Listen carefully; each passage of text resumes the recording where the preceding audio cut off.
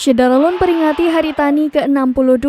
Mahasiswa Fakultas Pertanian dari 3 kampus yakni Universitas Syah Kuala atau USK, Universitas Serambi Mekah atau USM dan Unaya melakukan aksi di halaman Gedung Dewan Perwakilan Rakyat Aceh atau DPRA pada Kamis 6 Oktober 2022.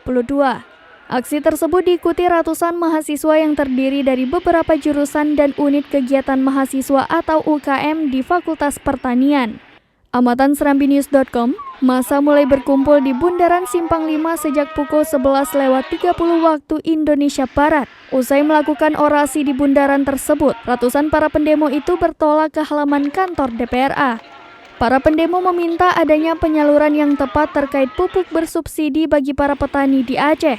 Kemudian, para pendemo juga menuntut adanya kesejahteraan bagi petani. Selanjutnya akan disampaikan oleh